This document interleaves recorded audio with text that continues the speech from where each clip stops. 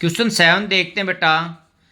Area of the sector of a circle with radius 6 centimetre है। If angle of the sector is 60 degree, radius 6 है और angle 60 है। ये circle है, यहाँ ये 6 सेंटीमीटर है रेडियस, और सेंटर पे जो एंगल है सेक्टर के 60 डिग्री है। मेरे को एरिया ऑफ सेक्टर निकालना है, तो रेडियस ऑफ सेक्टर या सर्कल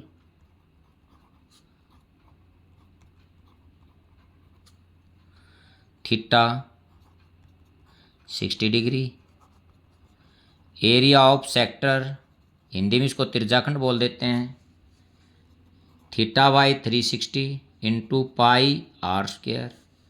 वैल्यू पुट करता हूँ 60/360 इंटू 22/7 इंटू 6 इंटू 6। अब इसको 6 पे 6 से ये गया। अब यहाँ देखता हूँ बेटा, 6 2 जा 12 और 1 13/7 सेंटीमीटर स्क्वायर। अब इसमें आंसर देखता हूँ मैं, ये फर्स्ट वाला ए जो है इसका राइट आंसर है।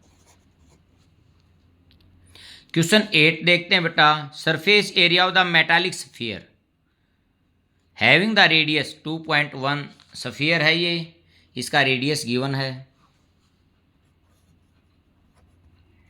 Radius of sphere 2.1 centimetre. Surface area of sphere 4 pi r square, 4 into 22/7 into 21/10 into 21/10। ठीक है बेटा, ये यहाँ 3 पे गया। यदि मैं ऊपर नीचे काटूंगा तो बेटा काट लेता हूँ, नहीं तो पीछे से 2 छोड़ के मैं दशमलव लगा लूँगा। देखो 88 इंटू 63 बाई 100। अब ऊपर वालों की मल्टीप्लिकेशन करता हूँ 63 को 88 से, 8 3 जा 24, 8 6 जा 48 और 2 50। ये भी सेम आएगा 4455। ये हमारा आ गया पीछे से 2 छोड़कर सेंटीमीटर स्क्वायर। अब इसमें देखते बेटा, ये जो सी वाला है ये करेक्ट आंसर है, जो सी है इसका करेक्ट आंसर है। क्वेश्चन 9 देखते हैं बेटा। इफ मीडियन 11 है, मोड 17 है respectively, then it's mean is. Mean मेरे को इसमें फाइंड आउट करना है। देखो क्वेश्चन 9, मीडियन 11 और मोड 17, वी नो दैट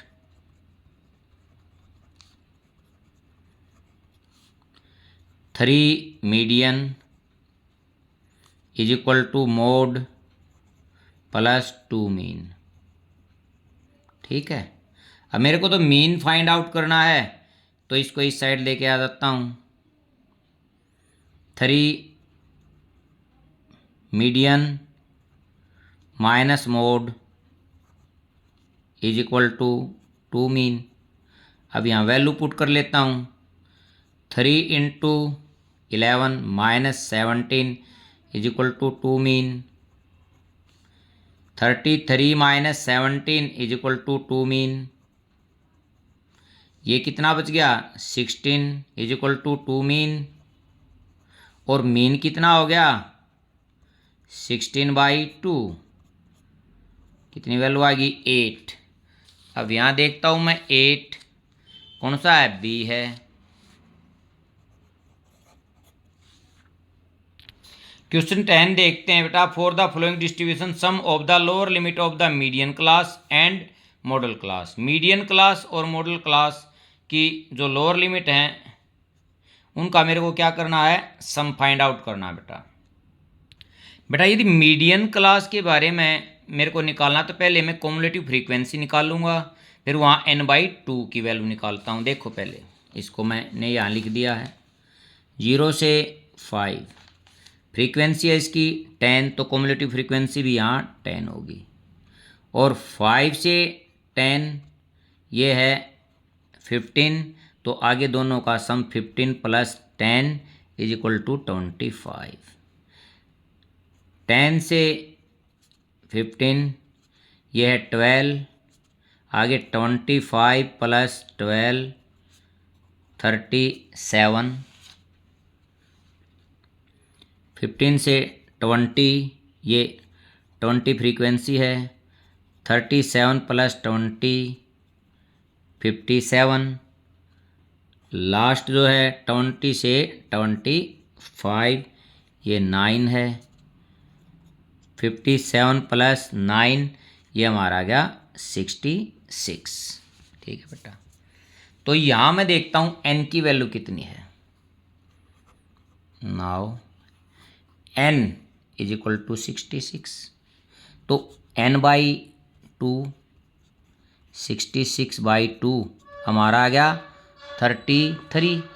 अब मैं यहाँ देखता हूँ ये 33 कहाँ लाई करता है बेटा, 33 से just greater cumulative frequency, just greater 33 से जस्ट ग्रेटर ये है, ये किस में लाई करता है, इसके अंदर। Cumulative frequency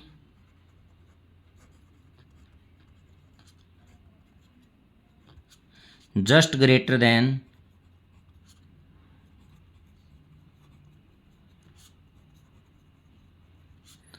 n/2 is 37। ठीक है बेटा, 37 है ये किस में लाई कर रही है, विच लाइज इन क्लास। देखता हूँ बेटा 10 से 15।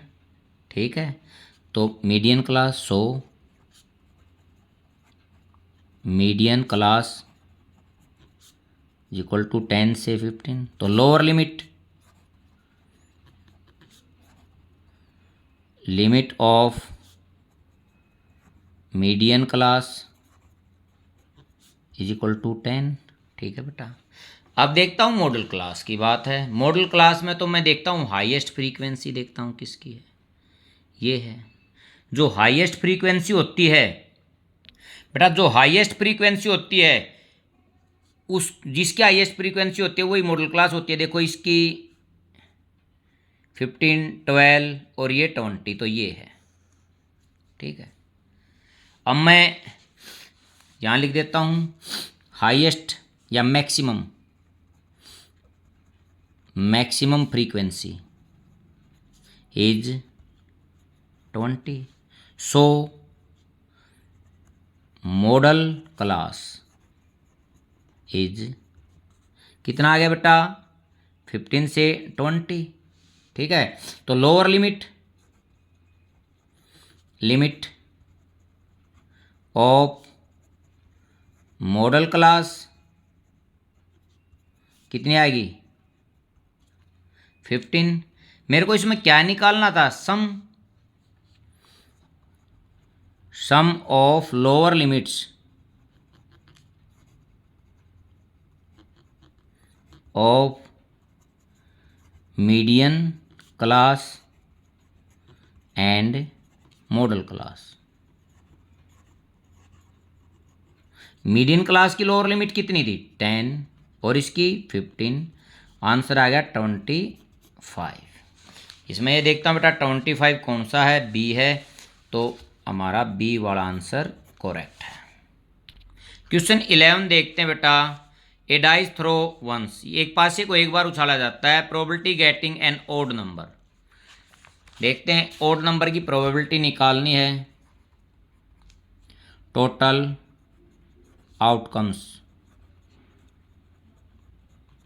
देखो बेटा 1 2 3 4 5 6 ये हैं, तो टोटल कितने हो गए 6 फेवरेबल आउटकम्स।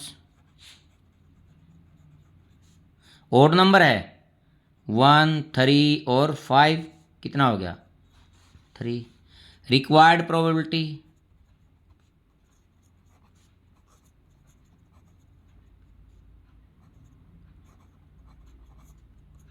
3/6 1/2।